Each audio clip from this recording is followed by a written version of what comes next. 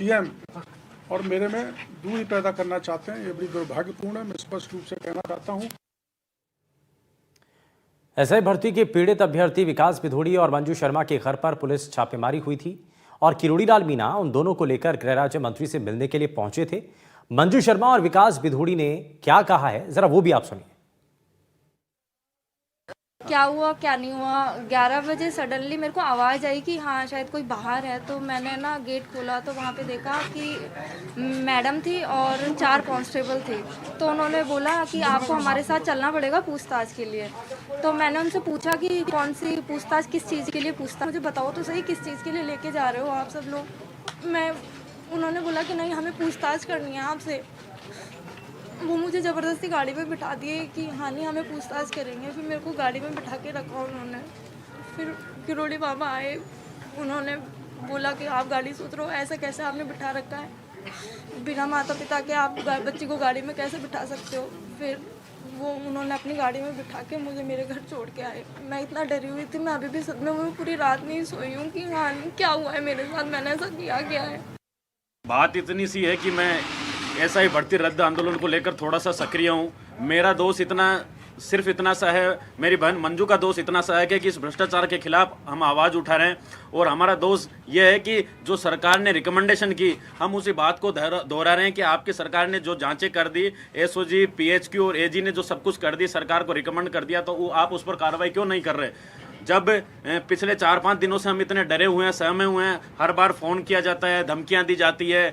हमारा दोष इतना सा है कि हम ये न्याय की गुहार लगा रहे हैं। बस इतना सा दोष है क्या हमारा कि हम न्याय के लिए नहीं लड़ सकते क्या, कि एसआई भर्ती में इतना बड़ा घोटाला हो गया। जब 30 दिन पहले पेपर लीक हो गया, मुख्यमंत्री जी की मैं भाषण सुनता हूँ, आए दिन कहते हैं कि अभी बंसी बजी है, चक्कर चलना बाकी है। तो मुख्यमंत्री वो चक्कर हमारे युवाओं के ऊपर मत चलाओ। हम लाइब्रेरी में और बैठकर पढ़ने वाले स्टूडेंट, वो चक्कर चलाना है तो उन आरपीएससी के मेंबरों के ऊपर चलाओ, जिनका नाम एसओजी ने अपनी चार्जशीट में दे दिया है। उन अध्यक्षों के ऊपर चलाओ, उन पर कार्रवाई करो ना। हम आम छात्र पर क्यों कार्रवाई कर रहे हो आप। और चलिए अब आपको जरा 2 तस्वीरें दिखाते हैं। मंगलवार रात किरोड़ी लाल मीणा पुलिस दबिश के दौरान जब मौके पर पहुंचे तो किस तरह महेश नगर सीआई कविता और पुलिस कर्मियों से उनकी नोकझोंक और कहासुनी हुई, वो भी जरा आपको दिखाते हैं। अब ये आपके सामने 2 तस्वीरें हैं। इन 2 तस्वीरों को देखिए। जब मौके पर ही पहुंच करके किरोड़ी लाल मीणा जब मौके पर पहुंचते हैं तो पुलिसकर्मी से बहस होती है, उनके साथ बातचीत होती है, गहमा गहमी हो जाती है। और किरोड़ी लाल मीणा से इस दौरान बात करते हुए सीआई कविता जो हैं वो भी नजर आती हैं। तो किरोड़ी लाल मीणा को बातचीत के दौरान इतना ज़्यादा गुस्सा आया कि वो अपने आप को काबू नहीं कर पाए और काफ़ी जो है वहाँ पर बहस होती हुई दिखाई देती है। महिला पुलिसकर्मी से बहस का ये मामला, ये तस्वीर भी सामने आई है और इसी से जुड़ी हुई ये 2 तस्वीरें आप अपनी टीवी स्क्रीन पर इस वक्त देख पा रहे हैं। वहीं मौके पर पहुंचते ही किरोड़ी लाल मीणा भड़क गए। महिला पुलिस इंस्पेक्टर पर मंत्री किरोड़ी लाल मीणा ने नाराजगी जाहिर की। दोनों के बीच किस तरह से बहस हुई, पहले वो सुनिए। और साफ सुनाई दे रहा है कि जिस विकास बिधोड़ी के घर पुलिस ने ताला लगाया, उसे मंत्री किरोड़ी लाल मीणा अपना आदमी बता रहे हैं और कह रहे हैं कि रात को इसके घर क्यों आई हो। महिला पुलिस इंस्पेक्टर मंत्री से कहती नजर आई हैं कि मेरा आदमी क्या होता है।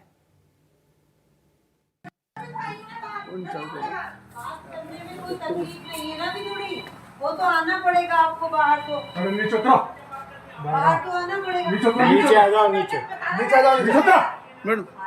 रात को बाहर करेगा। उतरो नहीं जा, रात को बदमाशी कर रहे मेरी लोकेशन इधर के बोल रहे हैं। नीचे उतरो, नीचे उतरो।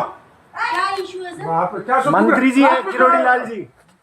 मेरे को पता है पर मैं आ रही हूँ ना। आप नीचे आइए। नीचे आ रही हूँ, नीचे आ रही हूँ। हटो ना इसका, रात में बदमाशी कर रही है। किसके साथ आई हूँ सर? मैं मकान मालिक है मेरे साथ। हाँ ठीक है, होगा मकान मालिक। और सर मैं बात करने के लिए आई हूँ उससे। कहाँ के रात में, कहाँ की बात करनी है रात में? तो आप भी तो आए हैं रात में। तुम कहाँ की बात करोगे रात में? सर ऐसा क्यों गुस्सा कर He रहे हैं? is my man.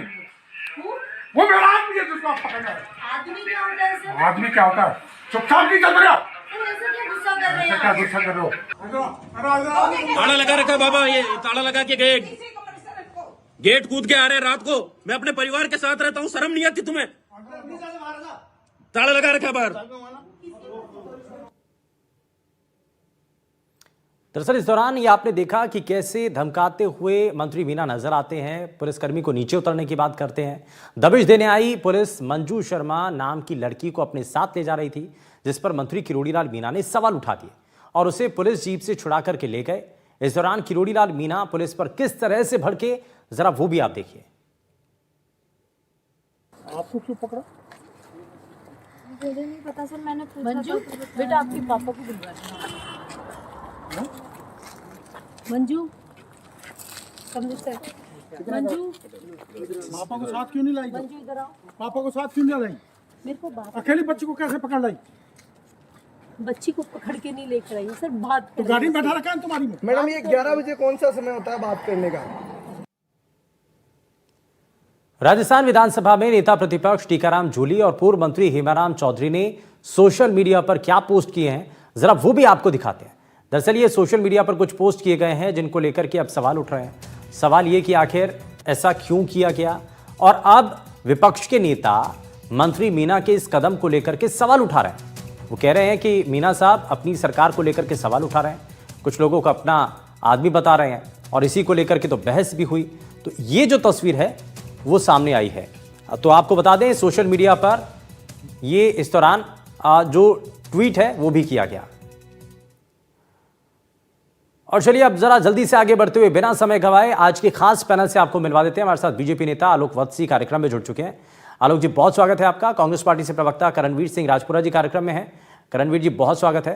हमारे साथ पूर्व आरपीएस अधिकारी योगेंद्र कुमार जोशी जी कार्यक्रम में जुड़ चुके हैं। योगेंद्र सर बहुत स्वागत है। और एसआई भर्ती अभ्यर्थी अनीता सांगवान हमारे साथ कार्यक्रम में जुड़ चुकी हैं। अनीता जी बहुत स्वागत है आपका। और शुरुआत अनीता जी आपसे ही कर रहा हूं। ये एसआई भर्ती परीक्षा मामले को लेकर के जो भी चल रहा है, विदुड़ी कह रहे हैं कि भाई मैं जो है आवाज उठा रहा था और इसीलिए मुझे टारगेट किया गया, मेरे परिवार को टारगेट किया जा रहा है, मेरी बहन को रात को उठा लिया गया। वो तो मंत्री साहब पहुंच गए, लेकिन पता नहीं क्या होता। सर ये बात सिर्फ विकास बिदुड़ी को ही नहीं परेशान किया जा रहा है। अगर हम नॉर्मल सोशल मीडिया पर कोई पोस्ट करते हैं तो वहां पर फर्जी आईडी से मैं बोल सकती हूँ कि जो फर्जी एसआई हैं वो भी कमेंट्स करवा के हमें धमका रहे हैं। मेरे खुद के अकाउंट पर क्या मैं इस लोकतंत्र के देश में अपने विचार नहीं रख सकती? अगर हम कोई भी पोस्ट करते हैं एसआई भर्ती से रिलेटेड तो हमें धमकाया जाता है कि जब हमारी पोस्टिंग हो जाएगी, जब हम फील्ड के ऊपर आ जाएंगे तो हम सब ने तुम सबका एक एक का नाम लिख कर रखा है और हम सब तुमको उस समय देखेंगे कि कैसे तुम्हें हम डंडे पड़वाते हैं। तो आप मुझे खुद बताइए कि एक महिला ऑफिसर पुलिस में है और वो दूसरी एक छात्रा को घर पे जाके 11 बजे रात को उठाकर लेके आती है और फिर और मीडिया के सामने जब मंत्री जी आते हैं तो उनके सामने बोलती हैं कि मुझे इनसे बात करनी थी। तो आप खुद सोच के देखिए, बिना किसी नोटिस के वो उनके पेरेंट्स के सामने भी तो बात कर सकती थी। उन्हें अगर कोई बात करनी थी तो क्या इस लोकतंत्र के देश में छात्रों के द्वारा अपना अधिकार मांगना या फिर अपनी मांग रखना कोई गुनाह है? अगर गुनाह है तो आप बता दीजिए। जब वोट लेते हैं, मैं बीजेपी की ही बात करती हूँ, मुझे किसी पार्टी से खास कोई लेना देना नहीं है, बट आप खुद सोच के देखिए हमारे देश का युवा जा कहाँ रहा है और उसको उस तरफ धकेला किसने है? 4 साल से इस भर्ती को लटका कर रखा है। क्या सरकार इसका एक तरफ फैसला करने की हकदार नहीं है या फैसला लेने में समर्थ नहीं है? वो या तो रद्द करे या रद्द नहीं करना तो बोले नई भर्ती निकाले, पर सरकार कुछ भी नहीं कर रही है, लिपापोती कर रही है, कभी कमेटी बैठा रही है। आप देखिए इसके सामने आरपीएससी के जो सदस्य हैं वो इन्वॉल्व हैं। 3 महीने पहले पेपर बाहर आ जाता है और उसके बाद भी एसओजी के द्वारा रिपोर्ट दे दी जाती है, बार बार मीडिया के अंदर न्यूज़पेपर के अंदर आया जाता है। तो इससे छात्रों को आखिर भटका कौन रहा? आप खुद सोच के देखिए, अगर ऐसी न्यूज चलेगी डेली, ऐसा सुनने में मिलेगा तो छात्र उसके खिलाफ बोलेगा ना, और जब छात्र बोल रहा है तो उन्हें पुलिस के द्वारा उठाया जा रहा है। आखिर ऐसा क्यों हो रहा है? यानी कि आपका ये कहना है कि या तो इस भर्ती प्रक्रिया को लेकर के सरकार कोई भी स्टैंड ले, साफ करे कि भाई आप रद्द कर रहे हैं, नहीं कर रहे हैं, आपको नई भर्ती निकालनी है, नहीं निकालनी है। ये पहली चीज तो ये है कि आप सरकार को साफ करना चाहिए। दूसरा, आप ये कह रहे हैं कि अगर इसको लेकर के आवाज उठाई जाती है तो थ्रेट मिल रहे हैं, धमकियां मिल रही हैं। जी बिल्कुल सर। इसके अलावा मेरा दूसरा एक और सवाल भी है कि अगर सरकार को इसके ऊपर फैसला नहीं करना तो आप खुद सोच के देखिए, भले ही इसमें 50 लोग फर्जी हो, पर जब वो लोग फील्ड के अंदर जाएंगे तो क्या हम उनसे उम्मीद कर सकते हैं कि वो ईमानदारी से काम करेंगे? जो लोग खुद फर्जी तरीके से किसी भी भर्ती के अंदर आए हैं तो वो आगे वो मतलब फर्जीवाड़ा नहीं फैलाएंगे, भ्रष्टाचार को नहीं बढ़ाएंगे। अगर ऐसा है, वो सब भी हैं इतने ही, तो वो ट्रेनिंग कर रहे हैं। कई सारे ऐसे हैं जो ट्रेनिंग कर रहे हैं, उनके खुद की फोटो लगी है, आईडी लगी है, उसके बाद भी हमारी पोस्ट के ऊपर आकर हमें धमका रहे हैं। मतलब किस बात की धमकी दे रहे हैं? इसका मतलब तो सीधा है कि खुले में गुंडागर्दी हो रही है, साफ तरीके से। अब जरा इस पर जवाब ले लेते हैं। बीजेपी से नेता आलोक वत्सी हमारे साथ हैं। आलोक जी, क्या चल रहा है? पहली चीज़ ये है कि सरकार कोई स्टैंड नहीं ले रही है और छात्रों की नाराज़गी सबसे ज़्यादा इसी बात को लेकर के है कि भैया आप क्लियर तो कीजिए कि आपको करना क्या है। अगर आप भर्ती परीक्षा रद्द करना चाहते हैं तो बताइए, कमेटी आपने बना ली, रिपोर्ट लेकर के बैठे हैं, कोई फैसला नहीं इस पर। दूसरी तरफ अगर नई भर्ती निकालनी है तो उसके बारे में बता सकते हैं, ताकि छात्रों को कहीं तो आशा मिले कि भाई चलिए ठीक है, भर्ती परीक्षा रद्द नहीं हुई लेकिन आगे नई वैकेंसीज तो निकल रही हैं। और दूसरी बात यह कि अगर आवाज़ उठा रहे हैं तो धमकियां मिल रही हैं। अब इसमें मंत्री साहब खुद स्टैंड ले रहे हैं, वो खुद पहुंच गए और वो सवाल उठा रहे हैं। अब ये आपके लिए मुझे लगता है कि बड़ा मुश्किल होगा आज कि मंत्री साहब की साइड लें, सरकार की साइड लें, किसकी साइड लें? देखिए शुभेंदु भाई, मैं अंतरात्मा की आवाज से राजनीति करता हूं। मैं दास देता हूं मंत्री जी को, जिन्होंने इन पीड़ित छात्राओं के साथ रात को आकर उनको जस्टिस दिलाने का काम किया। जैसा कि रूल में है कि आप किसी महिला को 9 बजे के बाद अरेस्ट नहीं कर सकते हैं या उसको कहीं ले नहीं जा सकते हैं, तो मुझे लगता है पुलिस ने इस रूल को फ्लाउंट करते हुए उनकी पत्नी को भी, विदोड़ी जी के, और वो मंजू शर्मा को भी उन्होंने ले जाके कहीं पर बैठा रखा था।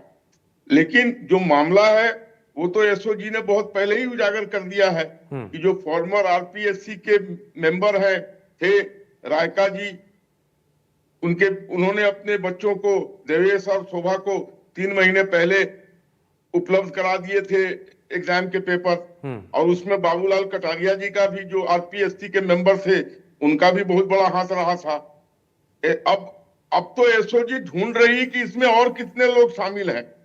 इनके एग्जाम को कैंसिल करने के कारणों का पता लगाया जा रहा है।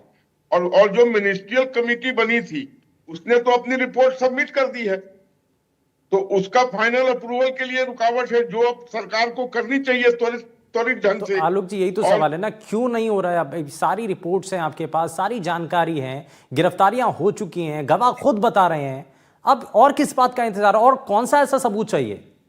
देखिए, यही तो मैं कह रहा हूं कि सरकार को अविलंब, विदाउट बैटलिंग एंड आईलिड, जिसको इंग्लिश में बोलते हैं, आंख की पपनी दबाने के पहले इसका जो फाइनल अप्रूवल है वो देना चाहिए कि उस रिपोर्ट में क्या रिकमेंड किया गया है। ट्रेनी पकड़े जा रहे हैं, रिमांड पर लिए जा रहे हैं, 44 चयनित एसआई और पेपर लीक गैंग से जुड़े 30 लोगों को भी अरेस्ट कर लिया गया है। तो ये सारी चीजें जब हो रही हैं, वर्षा बिश्नोई नाम की एक लड़की स्टूडेंट बनकर फरारी काट रही थी, ये सारी चीजें जब उजागर हो गई है तो अब सरकार को किसी कीमत पर इस रिपोर्ट के बारे में अप्रूवल देनी ही पड़ेगी, नहीं तो ये मामला बिगड़ता चला जाएगा। और जिस तरीके से अब आपके चैनल ने इसको हाईलाइट किया है, ये मान्य नहीं होगा कि आप उस रिपोर्ट को दबाएं और जो लोग उसके खिलाफ बोल रहे हैं आप उन्हीं पर कार्रवाई करना चालू कर दें, जैसा कि विधूड़ी और मंजू शर्मा के साथ किया गया। ये एक्सेप्टेबल नहीं होगा, जनता को एक्सेप्टेबल नहीं होगा किसी भी रूप में। अब सरकार को अविलंब त्वरित कार्रवाई करते हुए इस पर कड़ा एक्शन लेना चाहिए कि वो उस रिपोर्ट में क्या फाइनल अप्रूवल दिया गया है, वो रिपोर्ट क्या इंगित करता है, क्या इसमें वो इन्वॉल्व है लोग जिन्होंने पेपर लीक किया, या ये मामला फर्जीवाड़ा है। ठीक है, यानी कि रिपोर्ट भी आ चुकी है, सब चीजें आ चुकी हैं, लेकिन फिर भी इंतजार है। अच्छा, आज आप विपक्ष की भूमिका में नजर आ रहे हैं, अब सरकार के ऊपर सवाल तो उठा रहे हैं, लेकिन सरकार तो आपकी है साहब, ये भी तो समझना होगा ना। विपक्ष की भूमिका मैं नहीं हूं, सच्चाई के साथ खड़ा हूं और चाहता हूं कि सच्चाई को उजागर किया जाए, जिसके लिए हमारी सरकार जानी जाती है। ठीक है, हमारे साथ करणवीर जी भी कुछ ही देर में कार्यक्रम में जुड़ने जा रहे हैं, लेकिन उससे पहले मैं जरा जोशी सर को जोड़ रहा हूँ। जोशी सर, एक चीज़ बताइए, अब पुलिस की टीम वहाँ पर पहुँचती है, कविता वहाँ पर सीआई पहुँचती हैं और वो कहती हैं कि प्रधानमंत्री का जो राइजिंग राजस्थान कार्यक्रम होना है, जिसमें आना है प्रधानमंत्री को, उसमें कुछ गड़बड़ी के इनपुट्स मिल रहे हैं। सुनने में आ रहा था कि वहाँ जाकर के ये लोग कुछ हुड़दंगबाजी करने वाले थे और इस आधार पर वो पुलिस की टीम गई थी मौके पर। इसमें आपको कितनी सच्चाई नजर आ रही है? और इनपुट्स जब मिलते हैं, और इसी के लिए तो सवाल उठा रहे हैं मंत्री साहब, वो जवाहर सिंह बेडम से मिले और वो कहते हैं कि भाई अगर ऐसी बात है तो आप सार्वजनिक कीजिए, आप बताइए तो सही। शुभेंदु जी, ये मेरे ख्याल से जो कल प्रक्रिया एडॉप्ट की गई है, ये किसी ऐसे पुलिस वाले ने कर दी, या तो वो कोई पद चाहता होगा या वो ऐसी कोई चमचागिरी करना चाहता होगा जो कानून से ही बाहर है। रात को किसी महिला के घर जाना, इनके कोई मुकदमे दर्ज नहीं है, उनको अपने साथ बिठा करके लाना। अरे भाई 1860 का कानून बदल गया शुभेंदु जी। और अभी कल परसों ही माननीय प्रधानमंत्री जी ने कहा है कि अब हमारे यहाँ भारतीय दंड संहिता नहीं, न्याय संहिता हो गई है। तो मुझे ये बताओ कि जब इतना सब कुछ होने के बाद फिर आप जाकर के किसी को रात में उठा के लाना, अरे भाई ये काम तो हम करते थे जब हम 40 साल पहले 30 साल पहले नौकरी करते थे ना, तो महीने महीने भर तक ला करके पटक दिया करते थे थानों में। वो जमाना चला गया और आप बिना कानून में आए, बिना मुकदमा दर्ज किए हुए किसी को उठा के ला सकते हैं, और वो भी महिला को, जब कानून में लिखा हुआ ही नहीं है कि शाम को 6 बजे के बाद, सूर्यास्त के बाद आप महिला को नहीं ला सकते। ये कौन सा कानून लिया है भाई? और मैं ये कह रहा हूं कि जिसने भी ये कार्रवाई की है, ये जरूर सरकार के खिलाफ जाने वाली कार्रवाई है जो नहीं करनी चाहिए थी, और ये की गई है। नंबर 2, मैं आपको ये बताऊं, इस परीक्षा के अंदर जो ये परीक्षा हुई है, इस परीक्षा के अंदर जितने गिरफ्तार हो चुके, जितनों के चालान हो चुके, उसमें से 8-10 तो जमानत पर भी बाहर आ गए हैं, वापस ड्यूटी ज्वाइन करने के लिए पीएचक्यू चले गए, पीएचक्यू ने संबंधित जिलों में भेज दिया। मैं आपको यह बताना चाहता हूं इसमें कि इस प्रकार की परीक्षा को आज नहीं, पहले ही निरस्त कर देनी चाहिए थी। ठीक है। जब ये सरकार आई थी बीजेपी की, इन्होंने निरस्त नहीं किया। अब आप देखिए 10-11 महीने 12 महीने की ट्रेनिंग पूरी हो गई है, 2-3 सप्ताह की ट्रेनिंग रह गई बाकी, और अब हाई कोर्ट में उस प्रकरण को ले जाया गया। हाई कोर्ट ने उसमें और नियम ये भी कहता है कि भाई ये तो है नहीं कि आधे लोगों को आपने ज्वाइनिंग करवा दी और आधे लोगों को आपने बाहर कर दिया, तो ऐसी कोई प्रक्रिया भी नहीं हो सकती। वही कह रहा हूं। अरे साहब, इंटरव्यू की तो ये हालत थी कि पीएचक्यू को ये पता है, ये जो बीकानेर में और पाली में जो लीक हुआ था ना पेपर 2021 में, तभी पता चल गया था कि ये पेपर लीक हो चुका है। पेपर लीक हो चुका है। अपने जो चेयरमैन थे जोशी सर, मैं थोड़ा सा वापस आता हूं। करणवीर सिंह जी भी हमारे साथ जुड़ चुके हैं, मैं जरा उनको भी शामिल कर देता हूं। करणवीर जी, एक चीज बताइए कि आज का जो घटनाक्रम कल से लेकर के आज तक का, आपको इसमें क्या नजर आ रहा है? भाई इसमें कुछ छात्र जो आवाज उठा रहे थे, मंत्री साहब उनके साथ हैं, एक पहलू ये है। दूसरा पहलू ये है कि पुलिस की कार्रवाई वहां पर होती है, उसको जायज भी ठहराया जा रहा है और उस पर सवाल भी उठाए जा रहे हैं। ये कहा जा रहा है कि भाई वहां पर प्रधानमंत्री का कोई कार्यक्रम होना है राइजिंग राजस्थान में, उनको आना है, और उसी कार्यक्रम के अंदर कोई अवरोध डालने के लिए इन लोगों से पूछताछ करने के लिए पुलिस की टीम गई थी। तो 2 पहलू हैं। तो बंधु जी, आवाज आ रही है? जी जी, आपकी आवाज आ रही है। हेलो, आवाज आ रही है करणवीर जी, बताइए। शुभेंदु जी, जिस तरीके का ये वाक्य हुआ है, आप देखिए। जी बिल्कुल, जिस तरीके का ये वाक्य हुआ कि जब फिलहाल के बैठे हैं, उनको की स्थिति में वो कभी तो सोचते हैं सरकार का हिस्सा रहूं या ना रहूं। जब वो क्षेत्र में रहते हैं, लोगों का विरोधाभास देखने के सामने आता है, झूठे वादे लेकर उन्होंने सत्ता में। ठीक है, यानी कि ये तो तय है कि इसमें सवाल जरूर उठ रहे हैं। खैर, माफी के साथ रुकना चाह रहा हूं, बहुत शुक्रिया सभी खास मेहमानों का कार्यक्रम में शामिल होने के लिए। आप यहां एक छोटे से ब्रेक के लिए हमें रुकना होगा, लेकिन ब्रेक के उस पार भी खबरों का सिलसिला लगातार जारी है। नमस्कार।